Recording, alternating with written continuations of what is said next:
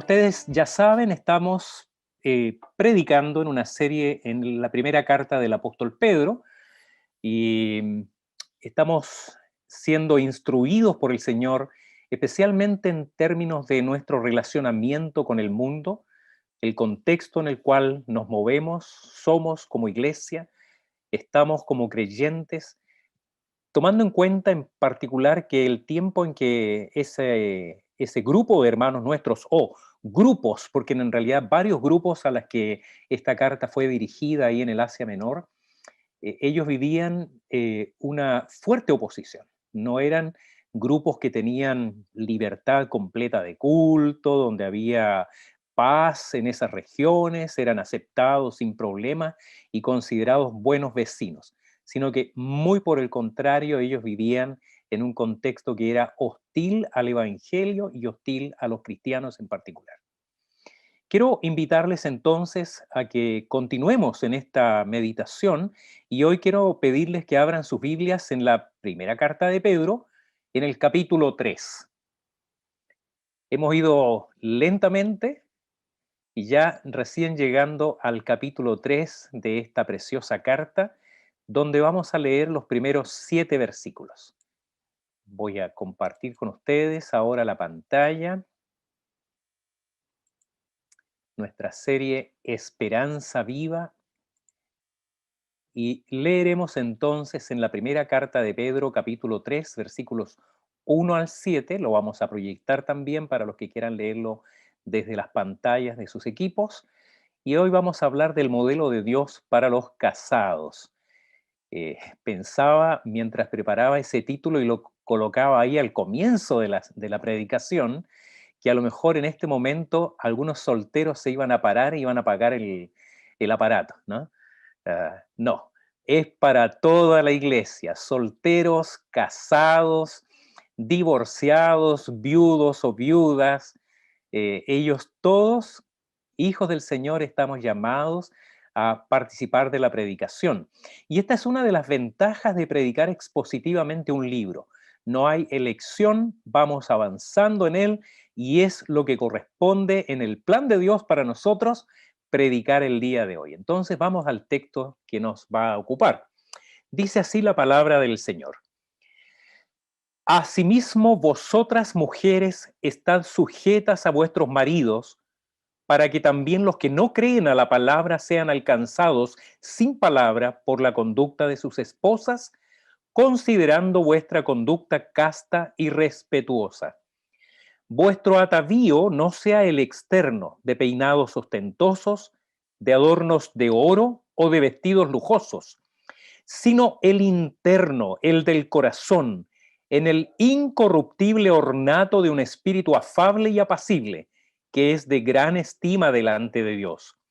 Porque así también se ataviaban en otro tiempo aquellas santas mujeres que esperaban en Dios, estando sujetas a sus maridos, como Sara obedecía a Abraham llamándole Señor, de la cual vosotras habéis venido a ser hijas, si hacéis el bien, sin temer ninguna amenaza. Vosotros, maridos, igualmente vivid con ellas sabiamente, dando honor a la mujer como a vaso más frágil y como a coherederas de la gracia de la vida, para que vuestras oraciones no tengan estorbo. Que el Señor nos dé a cada uno de nosotros tener una bendición especial en nuestras vidas por medio de su palabra, que la palabra de Dios siga trabajando en nuestros corazones, no solo ahora, durante la predicación, sino que también continúe ejerciendo su efecto didáctico, su enseñanza, su exhortación, su reprensión, si correspondiera, en cada uno de nosotros, de tal manera que en nuestra manera de vivir reflejemos la palabra de Dios, seamos un espejo del Evangelio para todos aquellos que aún no le conocen. Mientras escribía esto, recordé el testimonio de una creyente, una mujer que se convirtió siendo una mujer joven, aún soltera, se convirtió al Señor desde el ateísmo más extremo y estaba maravillada con la palabra, con la iglesia, la comunión de los creyentes, iba a las reuniones de estudio bíblico y llega un día a un estudio donde se estaba estudiando justamente la carta de Pablo a los Efesios en el capítulo 5 y bueno, habían estado estudiando todo el libro y llegan a este punto, entonces leen ahí que la mujer debe estar sujeta a su marido como al Señor, y ella dice que miró hacia los lados del grupo donde ella estaba, viendo quiénes estaban riendo, quiénes estaban sonriendo, porque dijo, esto no puede ser para este tiempo, ¿no? Esto tiene que ser broma, no, no, esto era para el tiempo de Cristo, pero no para nuestros días. Bueno, fue inevitable, como digo, recordarme de esa experiencia de esta hermana y su sorpresa cuando se dio cuenta que nadie se estaba riendo, que ni el expositor ni los que estaban ahí presentes consideraba esto una broma, que era en serio. Un tema, por cierto, que puede ser recibido con polémica, que sería tal vez hasta legítimo que muchos de nosotros, especialmente los nuevos creyentes o los que no lo son, se preguntaran si aplica a nuestros días en los que se aboga por la igualdad, por los derechos de la mujer y hasta por la muerte al patriarcado. ¿Aplica un mandato como este? ¿Debiera ser tratado este texto como meramente cultural y no como principio o norma de vida? Seamos honestos, ¿cómo lee una mujer moderna, feminista, activista por la igualdad entre los sexos, o incluso, como muchas de ellas hoy día, promotoras de ahora es el tiempo de la mujer? Ya por siglos se ha vivido el tiempo del varón, del patriarcado, ahora es el turno de la mujer. Así que muchas mujeres en nuestro tiempo ni siquiera abogan por la igualdad, sino por la supremacía de la mujer. ¿Cómo leerían ellos esta frase, estén sujetas a sus maridos? Incluso la exhortación del último versículo, el versículo 7. Ya alguien podría reparar que hayan 6 versículos dirigidos a la mujer y solo uno al varón. ¿Dónde está la paridad acá? ¿No? Pero incluso si se leyera ese versículo donde está la exhortación al varón, se podría tal vez hablar ahí de un término que se usa mucho hoy día, los micromachismos. Y estoy seguro que tendríamos que decir culpable. A la luz de nuestra cultura estoy diciendo. Hace algún tiempo, cuando yo prediqué, creo que por primera vez en este texto, más o menos hace unos 12 años atrás, yo en ese tiempo estaba en la novena iglesia de Santiago, me tomé la libertad de contar un chiste con relación a la complejidad de la mente femenina. Hoy, sinceramente, no me parece apropiado y no lo voy a contar. Si alguien quiere después privadamente se lo puedo contar.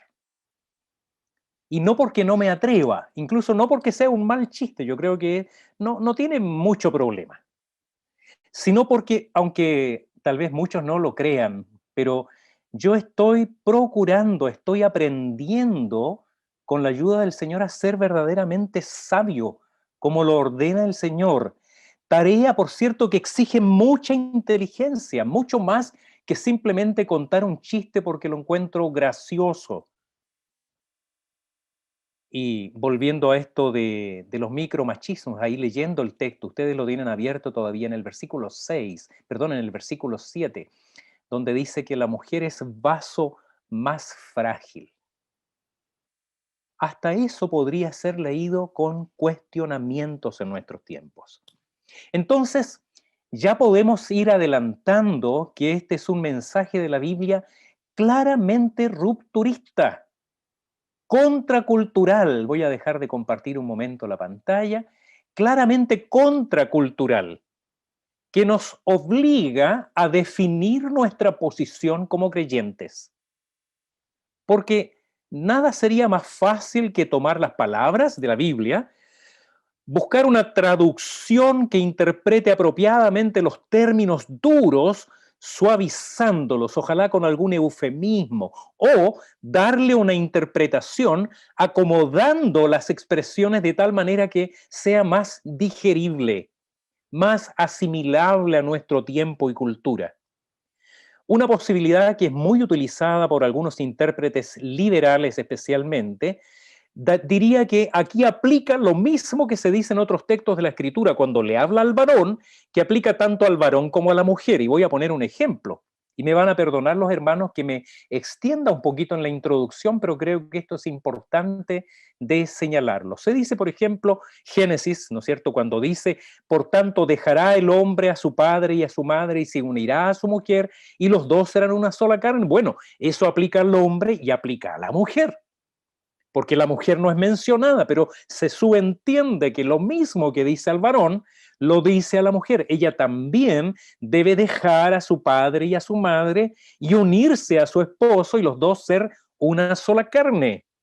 Entonces, la idea es que si aplica la palabra a ambos, algunos maridos deberían asumir que ellos también deben exhibir con ellas una conducta casta y respetuosa y estar sujetos a su mujer. De hecho, una interpretación que resulta muy común en nuestros días de un otro texto del apóstol Pablo que apunta en esta misma dirección, el de Efesios capítulo 5, versículo 21 en adelante. Ese texto habla de los relacionamientos ahora en la mirada del apóstol Pablo en la carta a los Efesios entre el hombre y la mujer en el contexto del matrimonio. Y entonces dicen que el texto apunta a la reciprocidad en la sujeción, porque Efesios 5:21 dice, sujétense los unos a los otros por temor de Cristo. Así que los unos a los otros significa que la mujer se debe sujetar al varón y el varón se debe sujetar a la mujer. ¿Correcto? Tal vez muchos dirían, sí, así es. Pero no, no es eso. Esa es una mala y errada interpretación. Una mejor traducción de Efesios 5:21, que algunos textos la utilizan, es considerar el versículo 21 como un encabezado, un texto introductorio que enumera los relacionamientos que van a ser descritos después. El comienzo de lo que sería una enumeración de ejemplos de sujeción a observar entre distintos relacionamientos. Sujétense unos a otros en consideración a Cristo. Las casadas a sus maridos, los hijos a los padres, los siervos a los amos. Eso es, sujétense unos a otros, casadas a sus maridos, los hijos a los padres, los siervos a sus patrones. No significa de ninguna manera que el varón no tenga obligaciones formales. Esto en cuanto a su esposa en particular. Esto por fidelidad al pacto, a Dios y a ella misma.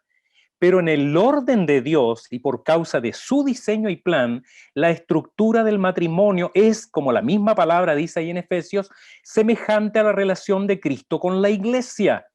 Sería impensable decir que se da una reciprocidad en la relación de Cristo, cabeza de la iglesia, y decir que así como la iglesia está sujeta a Cristo, Cristo debe sujetarse a la iglesia. Eso en ninguna mente creyente, por lo menos, podría tener cabida. Sería impensable decir que así como la iglesia se sujeta a Cristo, Cristo se sujeta a la iglesia.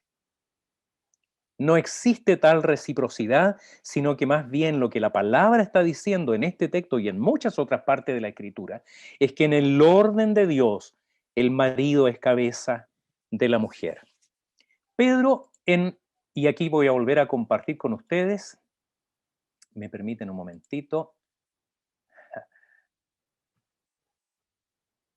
solo un segundo, hermanos. Ahí está. Cuando manejo los botones acá, a veces hago cosas incorrectas. No sé si estoy todavía compartiendo la pantalla o dejé de compartirla. Ok, les agradezco. El apóstol Pedro, en armonía con todo lo que enseña la Biblia y en especial el enfoque paulino del matrimonio, se dirige a las mujeres y varones distribuidos en el Asia Menor, sabiendo que la naturaleza del llamado del cristiano también sería un foco de conflicto para los hermanos del primer siglo, viviendo en medio de una cultura extraña a los principios del cristianismo. Así como se ha venido enseñando acerca de los relacionamientos, y aquí ahora de nuevo vuelvo a compartir con ustedes, se ha venido enseñando acerca de los relacionamientos, primero, entre el creyente en un mundo hostil. Ya hemos dicho, ¿no es cierto? Y se predicó, creyentes viviendo como extranjeros y peregrinos en un mundo hostil. También bajo la autoridad civil, como quienes viven en este mundo. Lo vimos también hace 2 domingos. El domingo pasado con los superiores en el mundo laboral o cualquier forma de estructura organizacional donde hay jerarquía en la organización. Así hoy entonces la palabra continúa hablando acerca de estos relacionamientos, ahora entre los esposos, con un énfasis especial en aquellas mujeres cristianas cuyos esposos no son creyentes.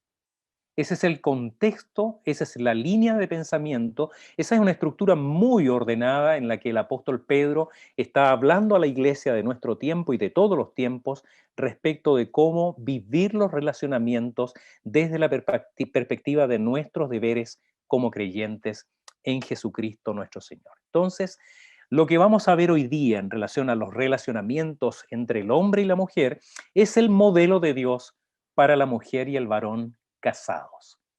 El modelo de Dios para la mujer y el varón casados. Y en esta oportunidad, siempre dicen que los presbiterianos predicamos en 3 puntos, que eso es lo clásico. Y la verdad es que suele ser de esa manera.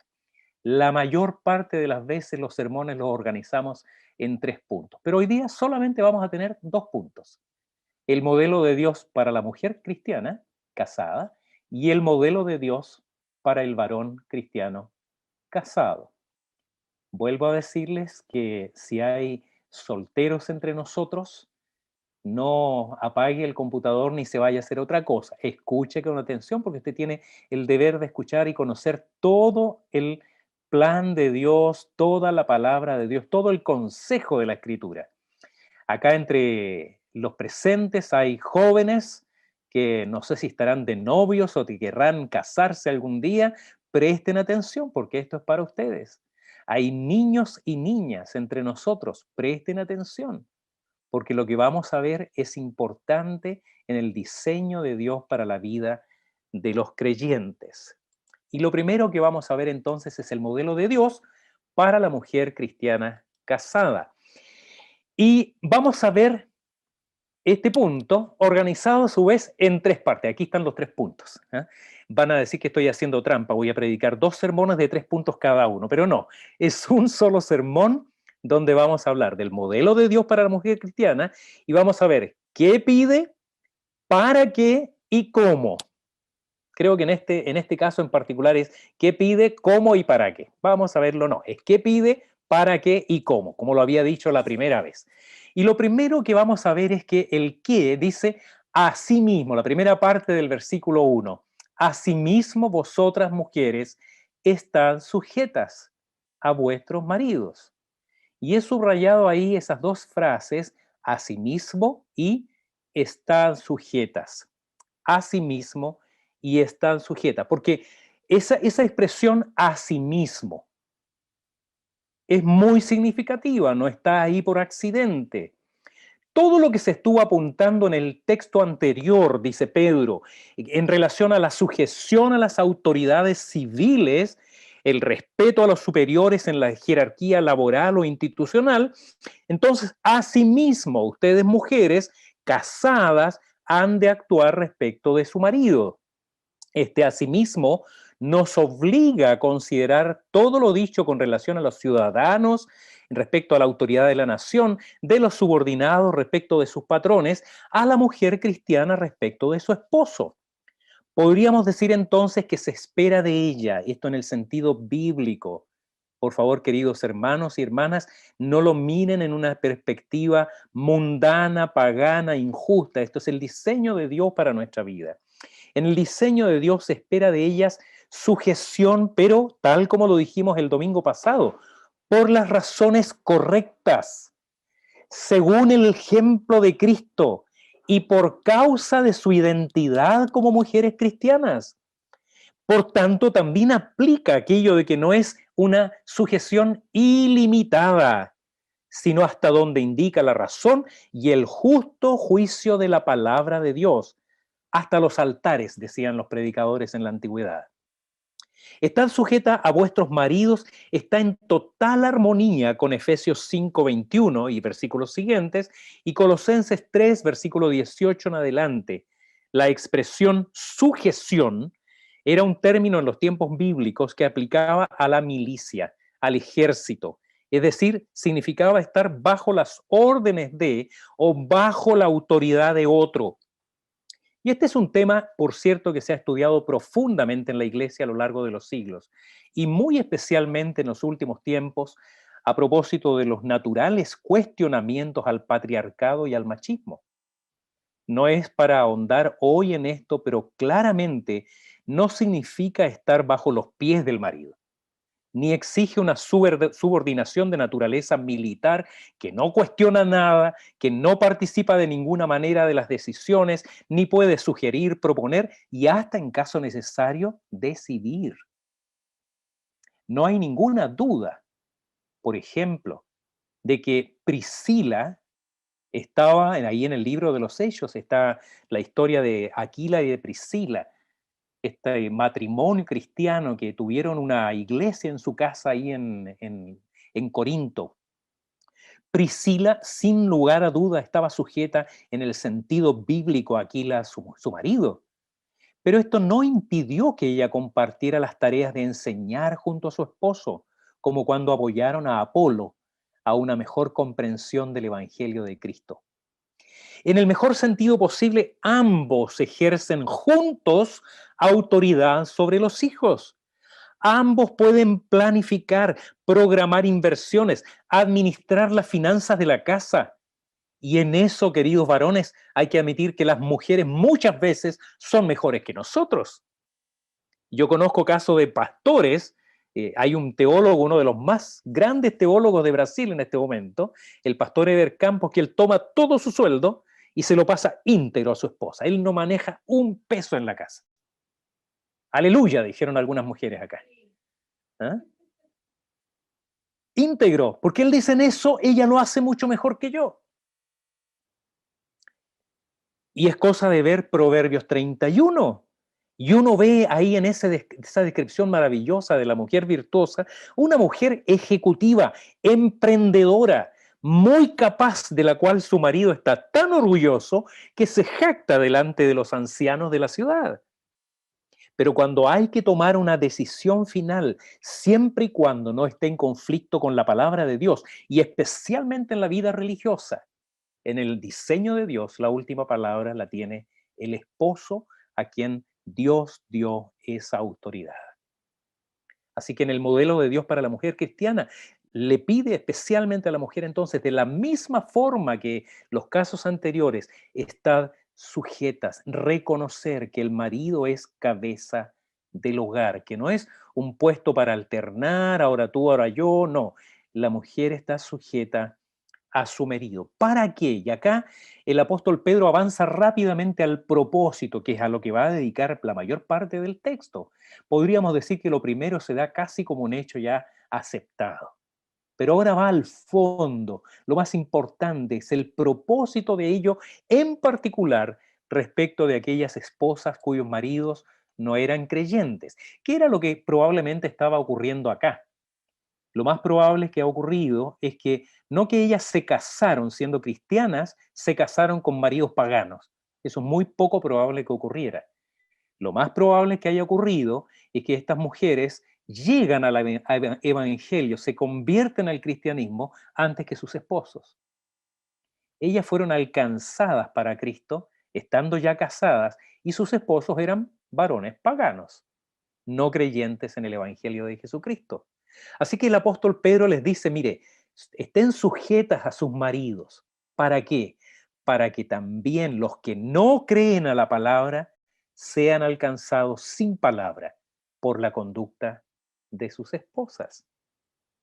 El punto acá, como decíamos, no es la discusión previa, y ya podremos explorar en otra oportunidad.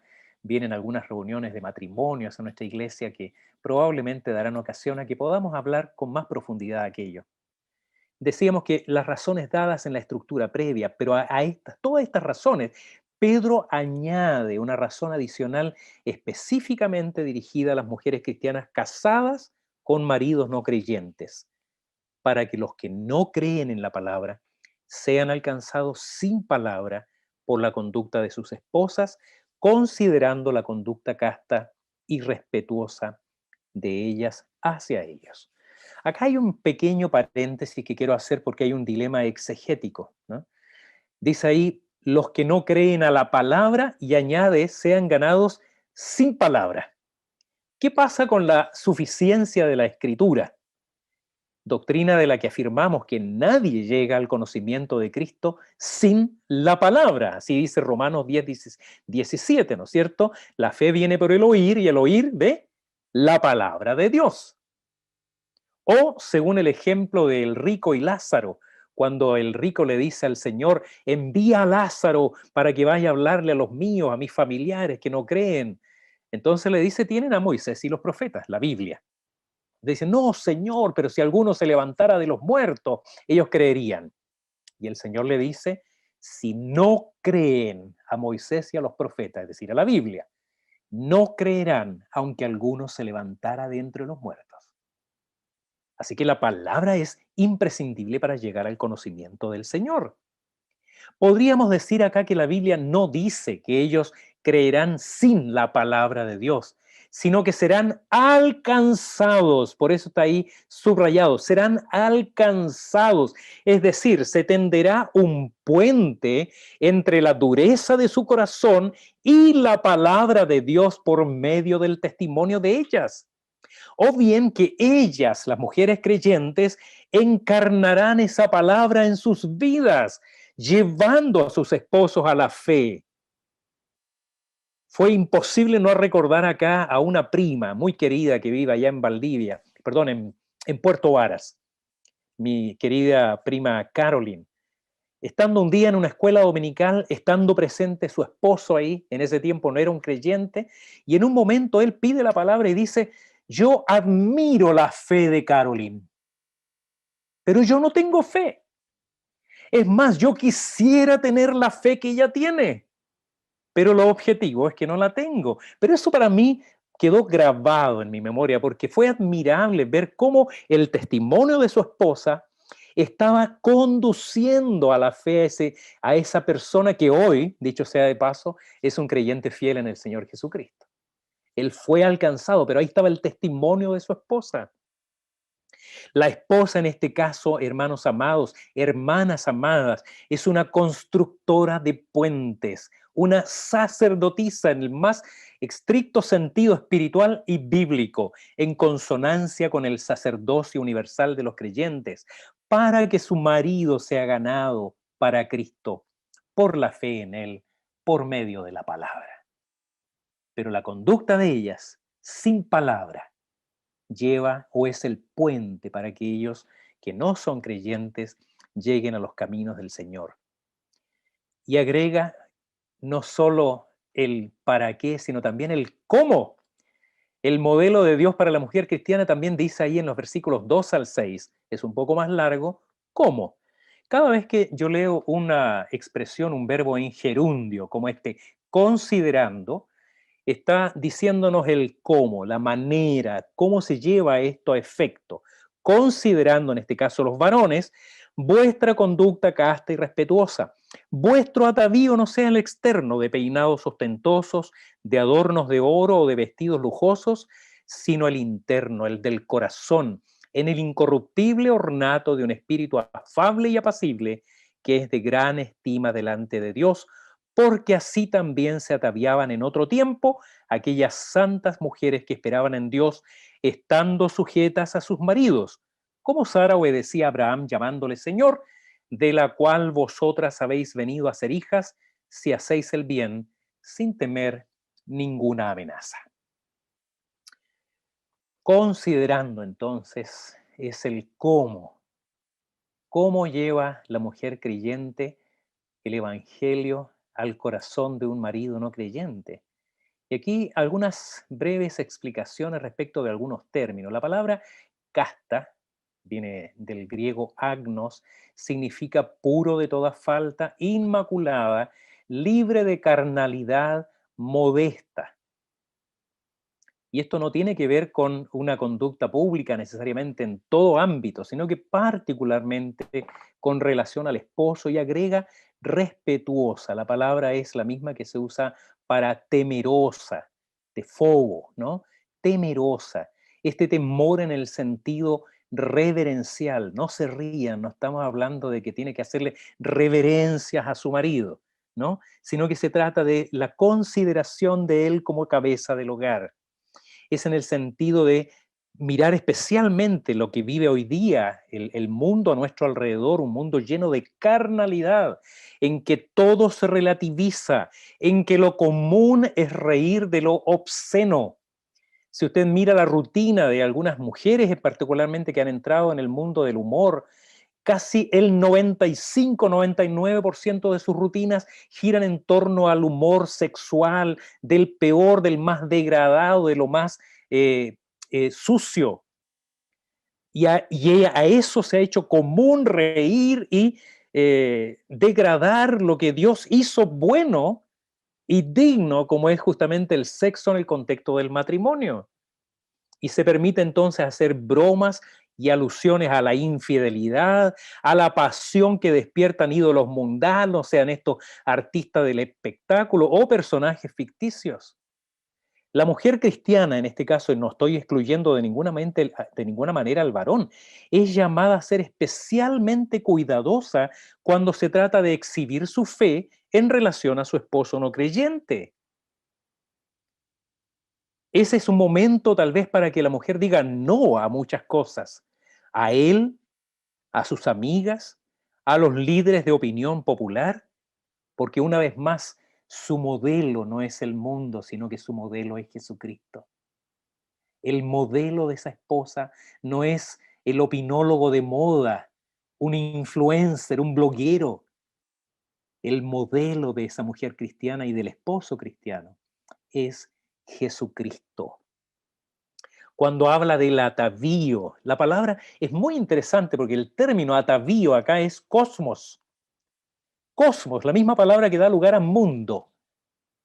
Todo el cosmos. La palabra cosmos significa orden. De ahí viene la expresión cosmética. Estas cosas son, para mí por lo menos, son muy llamativas. Siempre el idioma me ha gustado mucho, ¿no? Tal vez sería interesante comenzar diciendo que se asume que hay un cosmos, un orden, no un desorden en el pelo, en la ropa, en la casa, un desastre en vez de belleza, sino que hay orden, hay preocupación. Pero dice ahí el apóstol Pedro que este cosmos, este orden, no sea superfluo, no sea en lo superficial, no sea en aquello que se degrada de manera natural. Parte asumiendo, ¿no es cierto?, que este fin estético se estima como bueno, necesario, deseable y estimado por todos. Se asume que es lo correcto. La pregunta es de qué manera llevarlo a la práctica. Primero, lo presenta negativamente. Él dice, no el externo, el excesivo énfasis en peinados. La palabra peinados ostentosos es una expresión que aludía particularmente a las trenzas. En los tiempos del apóstol Pedro, la mujer normalmente andaba con su cabello cubierto, su cabeza cubierta, pero la otra alternativa era hacerse trenzas, unas trenzas muy complejas, con adornos, con cintas de colores, que eran tremendamente llamativas, pero para exhibir ese peinado tan elaborado que tomaba horas de preparación, también se hace hoy día. Ella tenía que andar con la cabeza descubierta, lo que ya era una señal de falta de sujeción a su marido. Quizás lo que para Pedro eran peinados ostentosos, para nosotros hoy día sería algo meramente llamativo, casi folclórico y hasta sencillo. Posiblemente, como decíamos, eran estas trencitas especiales que son muy características de las culturas orientales. Ahora, respecto de este adorno de joyas de manera excesiva, vestidos que, como digo, para nuestra cultura tal vez hoy día serían simplemente folclore, pero en ese tiempo era llamar la atención sobre ella, lo que podría uno legítimamente preguntarse, ¿por qué? ¿Por qué la mujer en ese tiempo, y quizás en todos los tiempos, tendría que vestirse llamativamente si es una mujer casada? ¿A quién está llamando? ¿De quién está llamando la atención? Entonces, el límite es delicado y no vamos a hacer una clase, una norma hoy día sobre aquello, pero yo sé que ustedes entienden el punto claramente. Enseguida el apóstol lo expresa ahora positivamente, no el adorno externo que se degrada, que se echa a perder. No hay peinado que dure eternamente, ni maquillaje que sea para siempre. Él dice, atavíense internamente, en el corazón, y lo compara con lo perecedero que es el adorno externo. Como decimos, no hay cosmético que no se deshaga. Lo que lleva a considerar la belleza que se cultiva internamente, que dice Pedro, es incorruptible. No se echa a perder, no se desgasta, sino que al contrario, es de alta estima para Dios, porque embellece realmente a la mujer. Hace poco alguien me decía que enojarse mucho arruga la cara y ella no quería arrugarse, así que prefería justamente tener un espíritu afable y apacible. Una extraordinaria exégesis bíblica que la aprendí. Yo ya la copié. Acá Pedro ilustra su punto con un ejemplo. Él toma una ilustración de la Biblia, de la historia de Israel, y especialmente cita a Sara, que obedecía a Abraham. Lea la Biblia en otra oportunidad, busque ahí Sara y Abraham y vea cómo ella llevaba a la práctica justamente esto, ¿no? Y ella llamaba a Abraham mi señor. Yo en los 34 años de casado que llevo no he logrado que mi señora, que yo le digo a ella mi señora, me diga mi señor, ¿no? Me encantaría. Ella está escuchándome aquí, al ladito mío. Pero me dice mi rey, que es algo parecido. Y tengo el inmenso privilegio de tener, por lo tanto, la esposa que no solo es bella exteriormente, la más bella de Chile, del mundo entero, sino que además sé que para Dios su alma es bellísima, porque tiene un carácter afable y apacible, una hija de Sara, conforme a la Escritura. Hasta ahí el modelo de Dios para la mujer cristiana. 6 de 7 versículos. Solo un versículo ahora para pasar a hablar del modelo de Dios para el hombre cristiano. Pero no nos engañemos. No porque haya dejado un solo versículo para el varón, es menos importante la preocupación de Pedro por ellos, ¿no? Vamos entonces a ver qué es lo que le dice a los varones. Dice, vosotros, voy a devolverme un poquito, vosotros, maridos, igualmente vivid con ellas sabiamente, dando honor a la mujer como a vaso más frágil y como a coherederas de la gracia de la vida, para que vuestras oraciones no tengan estorbo. Veremos entonces del mismo modo cómo lo acomoda el apóstol Pedro este qué, cómo y para qué. ¿Qué está pidiendo? ¿Cómo lo llevamos a efecto y con qué propósito? El primero es el qué, que está puesto ahí en destacado, ¿no es cierto? Pide la palabra del Señor, vivid con ellas sabiamente. Llama antes de eso nuestra atención que se omite la fórmula con que comienza la exhortación a la mujer, este asimismo, aunque dice igualmente, pero no comienza con esta expresión, dejándola por lo tanto ligada a lo que se ha dicho a la mujer. Aquello que aplica a la mujer ahora en cuanto a la relación con su esposo, el apóstol Pedro está diciendo ahora, vosotros maridos, de la misma manera, en el mismo sentido y propósito que estamos hablando de un relacionamiento correcto de acuerdo al diseño de Dios, en primer lugar, vivan con ellos sabiamente. Y se omite la expresión estad sujetos. ¿Por qué?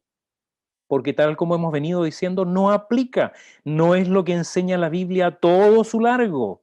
La sujeción es de la esposa al marido y de ambos al Señor en una relación de pacto, en la que se debe a su esposa sujeto a Cristo como modelo de liderazgo que destaca por su amor y su entrega absoluta en servicio a su esposa hasta la muerte si fuera necesario.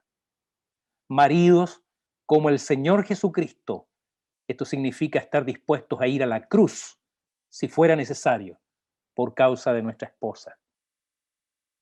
En segundo lugar, debemos asumir que lo que dice lo dice esposos auténticos creyentes en Cristo, no agnósticos, ateos, librepensadores, modernos o posmodernos o liberales que escogen lo que han de creer y no creer de la Biblia.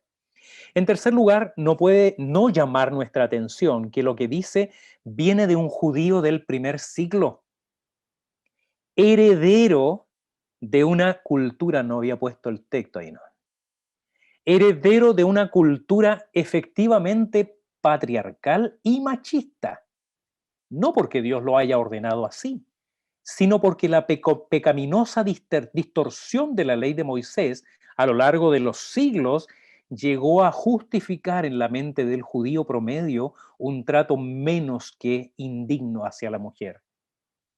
Cuando decimos, y esto usted seguramente lo ha oído más de una vez, cuando decimos que el Señor Jesucristo fue un revolucionario en lo que respecta a la dignificación de la mujer, no es una exageración.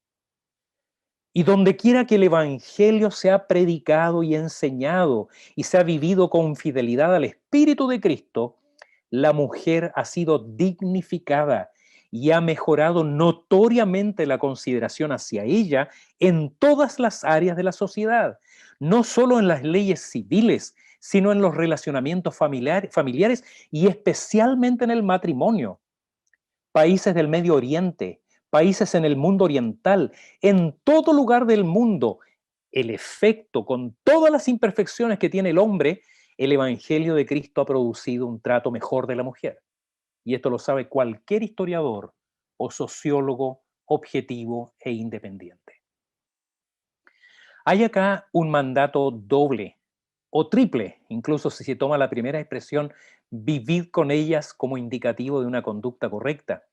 Y digo esto que el vivir con ellas podría ser por sí mismo un mandato, porque hay esposos, especialmente en este tiempo en que han compartido como nunca el espacio del hogar por causa de la pandemia, que aún estando en la casa no viven con sus esposas.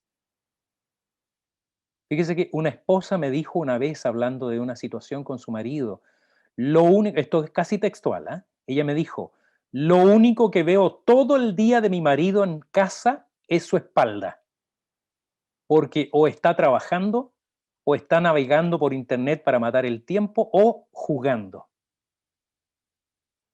Eso no es vivir con su esposa, aunque estén en el mismo lugar. Creo que no.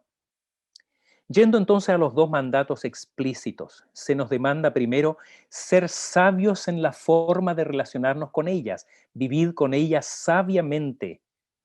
Acá es donde iba el chiste ese que dije que no iba a contar, ¿eh?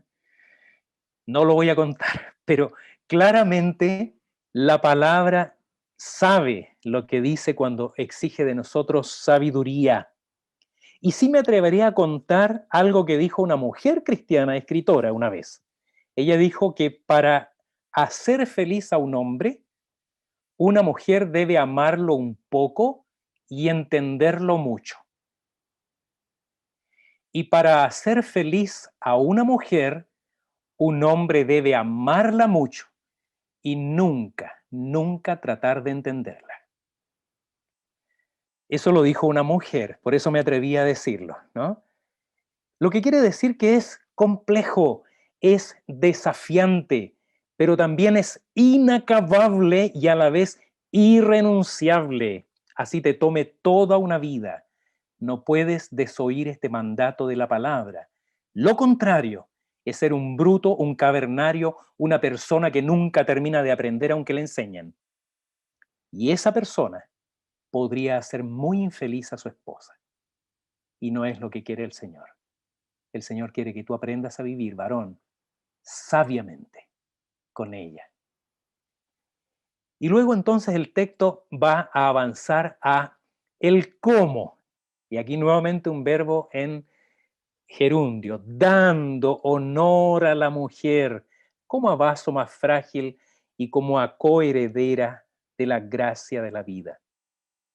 El texto no solo dice que debemos ser sabios, sino que añade dando honor a la mujer. Esto es como diríamos revolucionario, dando honor.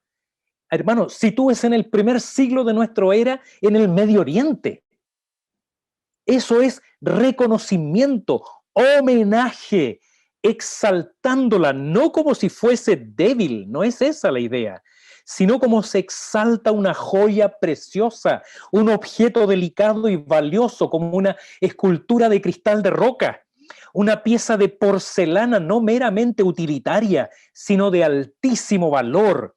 Y además de eso, igual al varón cristiano, porque dice, ellas están igualadas en el hecho de ser coherederas de la gracia de la vida, como coheredera de la gracia de la vida, la herencia de la vida eterna que tenemos en Cristo, como comienza diciendo el apóstol Pedro en la carta en el capítulo 1, versículo 4.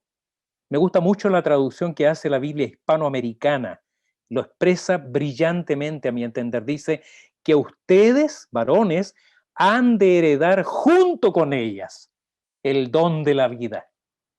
Somos herederos con la mujer.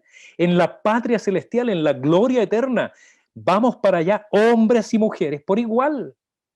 Merecen el mismo honor, porque a ellas y a nosotros, por la gracia de Cristo, se nos concedió el don de la vida gratuitamente por Cristo.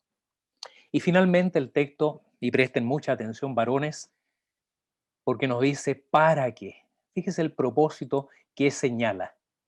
¿Para qué? Versículo 7, la última parte, para que vuestras oraciones no tengan estorbo. No me confundiría acá con el propósito de Dios para el creyente.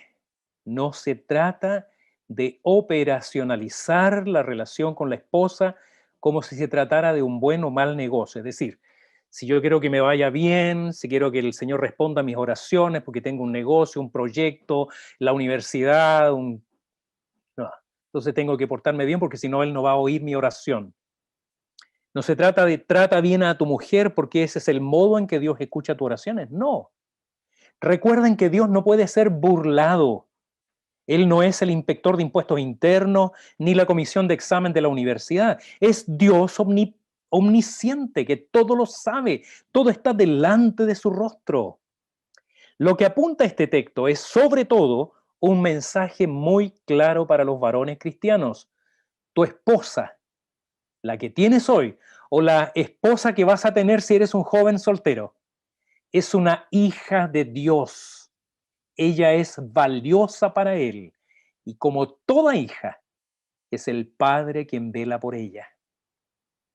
Paul Washer contaba en uno de sus sermones que él decía más o menos lo siguiente, no textualmente. Dice, yo soy un buen tirador con arco y flecha. Soy experto tirador. Y tengo una hija preciosa al que cuido como lo más sagrado, lo más lindo que yo tengo.